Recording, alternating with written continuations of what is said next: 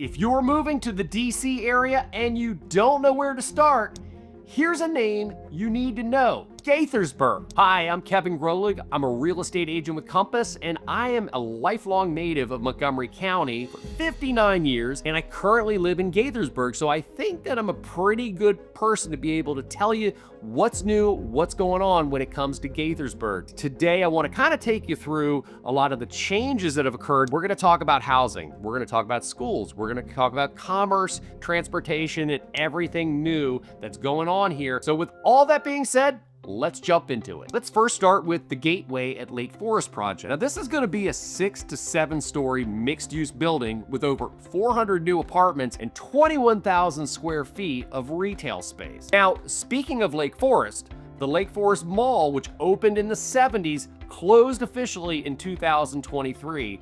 And there's going to be a lot of new development, both mixed use, retail, as well as residential. I'm being told it's going to be made to look a little bit like the Rio area on the western side of Gaithersburg. You know, ultimately what it's going to be is going to be a lake area, and it's going to have all sorts of retail, restaurants, things like that. I've been told movie theaters around with a lake view. So that's not yet being constructed, but that is in the near future. I'm going to be doing update videos along the way as this Lake Forest area starts becoming redeveloped.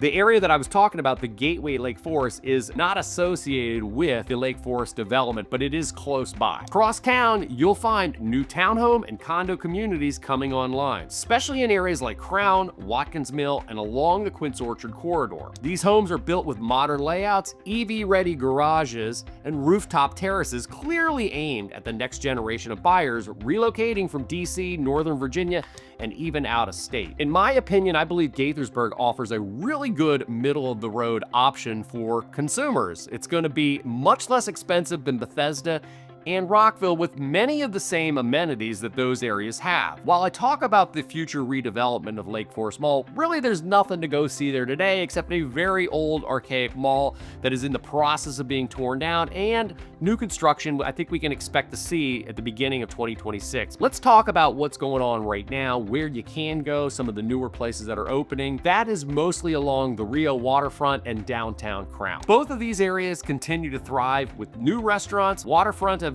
and expanded outdoor dining. Some of the newer restaurants that have opened since 2021, as well as some things that are starting to occur right now, are things like the True Food Kitchen in Rio and Chesapeake Charlie. In Crown, you've got the new 60 Vines, which has taken the space of the former poorhouse. I have not been by there yet, but I've been hearing that it's freaking packed there. In some of my other videos, I've mentioned the Taco Bar, and I have always said that the Taco Bar in Gaithersburg is one of my Montgomery County hidden gems. I mean, it is very highly ranked on Yelp, and it's been such this little hole in the wall. It's hilarious. It has been attached to a freaking gas station right across the street from downtown Crown. In November, they're opening up a new and upgraded space. Same good food, I'm being told, but new and upgraded space in downtown Crown at 200 Ellington Avenue. Additionally, the Crepe Shop, which is currently being run as a food truck, will be moving to downtown Crown soon as well, and they're going to be at 202 Ellington Avenue right next door to the Taco Bar. The city has also invested heavily in revitalizing Old Town Gaithersburg on the eastern side of town, focusing on walkability, outdoor dining, and the historic train station area. This corridor has become one of Montgomery County's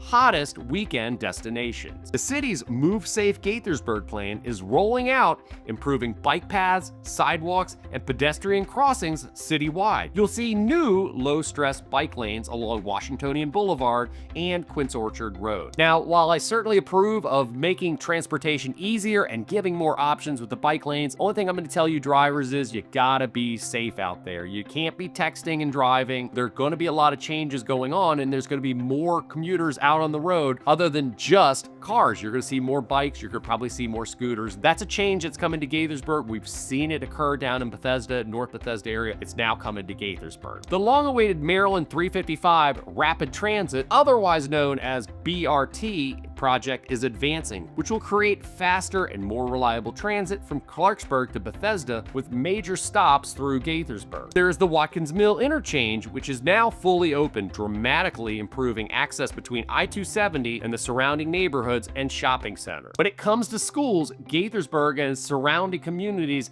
are right now amongst some of the biggest changes that's going to occur in school boundaries in decades. The upcoming Crown High School is still part of MCPS's plan, originally targeted to open in 2027. Now, there has been some discussion here very recently that this school that they're planning to open 2027, there's now some talks because of declining enrollment that this might be pushed off a little bit longer and the school may be used as a holding school. And what a holding school is that's a school for other existing high schools that are being renovated or remodeled. But we should know exactly what's going on with the high school, and I do believe it's going to open up on schedule March of 2026. Definitely you want to keep in touch with me, or you want to stay on top of this one way or another. I'll be doing other videos which will kind of keep you updated on this. And for you current Gaithersburg residents, these changes, as I mentioned, could affect neighborhood demand and future values, especially in zones around Crown, Quince Orchard, Richard Montgomery, and Wooten High School. Next, we're going to be talking about quality of life, parks, and future vision. The city is redesigning Walder Park and several smaller green spaces to include modern playgrounds, stormwater improvements, and accessibility upgrades. And events like Summerfest, Oktoberfest in Kentlands, and Winter Lights at Seneca Creek State Park continue to anchor the community's family-friendly vibe year-round. We're going to talk about the real estate outlook and takeaways, which is really my specialty. So the average single-family home price from January 1st through October 31st is $792,674, with a median price of $730,000. Now, the average sales price for townhouses during the same period of time is nearly $537,000, and the median sales price is $480,000. It should also be noted that when it comes to real estate pricing, there's going to be more expensive areas and some less expensive areas within Gaithersburg. Now, there's nearly 80,000 residents in Gaithersburg, so it's a rather large city. What you're going to find is in the 20878 zip code, which is on the western side of Gaithersburg, you're going to tend to find higher values there. You're going to pay a little bit more for properties in the 20878 zip code. The 20878 zip code has neighborhoods like Kentlands, Lakelands, Washingtonian Woods, as well as downtown Crown. So when I give you the numbers on what the averages are in Gaithersburg, you are looking to move here from out of the area, I probably would break it down a little bit closer to see, okay, what is the average price in this zip code versus that zip code? What are some of the pros and cons to one zip code over another? Areas like 20877 zip code, 20879, and 20886 zip code are going to be more in the central to eastern side of Gaithersburg. And once again, typically you're going to find the values are a little bit less as you move eastward towards the east side of 270. Not saying there's any rights or wrongs to any of it. You're definitely going to find differences when it comes to the housing there, not just the pricing. 20877, 20879 tends to be older, where the 20878 side tends to be a little bit newer. We've definitely seen in 2025 a market where it's becoming more balanced from the craziness that we had during the pandemic, where values just skyrocketed. In many parts of town, they went up 10, 15, 20% a year for 2 or 3 or 4 years straight. That's not occurring right now. We're definitely seeing inventory growing. In Gaithersburg right now, inventory is 75% higher today than it was this time last year. And we've got about 2 months worth of inventory on the market. Most economists would tell you 3 months